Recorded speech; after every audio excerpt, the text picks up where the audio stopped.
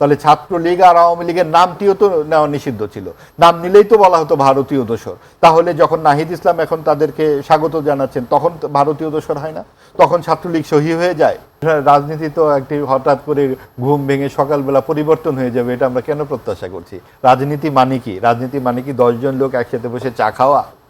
রাজনীতি মানে হচ্ছে যে একটা দলের আদর্শ থাকবে, নৈতিকতা থাকবে, তার অভীষ্ট কিছু লক্ষ্য থাকবে, এবং সেই লক্ষ্যে সমবেত মানুষ তাদের একটা সাংগঠনিক দক্ষতার সাথে এগিয়ে যাবে। আমরা কটি রাজনৈতিক দলের মধ্যে এই দক্ষতা দেখি? আজকে আপনি দেখুন যে গত শনিবার রোববার এনসিপিতে যুক্ত হলো 44 জন কর্মী, এবং তখন এনসিপির যে আহ্বায়ক নাহিদ ইসলাম বললেন ছাত্রলীগ করলেও এখন সাবেক ছাত্রলীগরাও যুক্ত হতে পারবে। তাহলে ছাত্রলীগ আর আওয়ামী লীগের নামটিও তো নেওয়া নিষিদ্ধ ছিল, নাম নিলেই তো বলা হতো ভারতীয় দোসর। তাহলে যখন নাহিদ ইসলাম এখন তাদেরকে স্বাগত জানাচ্ছেন তখন ভারতীয় দোসর হয় না? তখন ছাত্রলীগ সহি হয়ে যায়? কি কথা শুনি আজ মন্থরার মুখে? তার মানে আপনারা যখন বলবেন সেইটা ঠিক আছে, আর যখন অন্তর্ভুক্তিমূলক সমাজের কথা বলা হবে, অন্তর্ভুক্তিমূলক নির্বাচনের কথা বলা হবে, আপনি আওয়ামী লীগ তার শেষ 15 বছরে বিরোধীদের কোনো রকম স্থান দেয়নি। তারা জাতীয় পার্টিকে একটা পুতুল বিরোধী দল বানিয়েছে।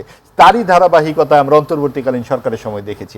অন্তর্বর্তীকালীন সরকার নিজের সিদ্ধান্তে আওয়ামী লীগকে এককভাবে নিষিদ্ধ করে বসে আছে নির্বাহী আদেশে। আওয়ামী লীগ যে দুরাচার করেছে তার বিরুদ্ধে জনগণই তো রায় দিত। এখনো তো নিষিদ্ধ। হ্যাঁ, এখনো নিষিদ্ধ, এবং সেটা সরকার ও বিরোধী দল মিলে করেছে। কারণ আওয়ামী লীগ নিষিদ্ধ থাকলে রাজনীতি করতে সুবিধা হয়। জামাতের গত 50 বছরে কোনো অভিজ্ঞতা আছে একক কোনো আন্দোলনের, যে এই আন্দোলনের নেতৃত্ব দিয়েছে জামাত? সবসময় হয় আওয়ামী লীগ, না হয় বিএনপির সঙ্গে তারা কাজ করেছে, বিভিন্ন সহযোগী হিসেবে ছিল। আর এনসিপি তো মাত্র 1 বছর পূর্তি করলো। তো সেই ক্ষেত্রে এই সরকারকে বিরোধিতা করবে কে? মূল প্রধান প্রতিপক্ষ কারা হবে?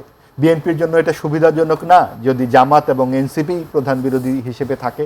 অনেক বেশি সুবিধাজনক। তো কাজেই এখন আমরা যে বিরোধিতাগুলো দেখছি তা কিন্তু আপাত বিরোধিতা, খুব শক্তিশালী অর্থে কিন্তু বিরোধিতা নয়। কারণ এইসব অনেকে তো বলছেন যে বিএনপির এই সংখ্যাগরিষ্ঠতা নিয়ে সরকার গঠন অভিশাপে পরিণত হয়েছে বা হবে, এরকম কথাও তো বলা হচ্ছে। এইটা তো বলবে, যার যার গণতান্ত্রিক অধিকার আছে, কিন্তু ব্যক্তিগতভাবে যদি আমাকে এই প্রশ্ন করেন, আমি বলবো 2/3 এই আসন পাওয়াটা এই অন্তর্বর্তীকালীন সরকার যেভাবে ডানপন্থাকে পৃষ্ঠপোষকতা দিয়েছে সেই বাস্তবতায় খুব জরুরি ছিল।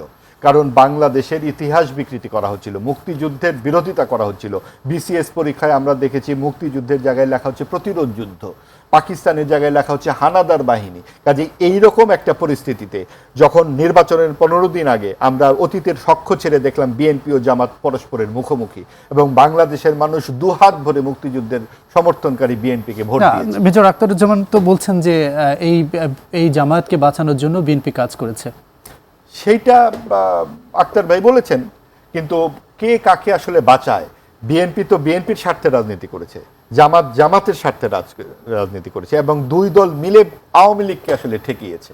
এটা আওয়ামী লীগকে ঠেকানোর জন্যই আসলে একটা ঐক্য ছিল। কিন্তু যখন আওয়ামী লীগই মাঠে নাই তখন তো আর কাউকে ঠেকানোর দরকার নাই। এখন বিএনপি আর জামাত পরস্পর মুখোমুখি। আবার যদি আওয়ামী লীগ মাঠে আসে তখন দেখবেন হয়তো বিএনপি জামাত আবার একসাথে হয়ে গেছে।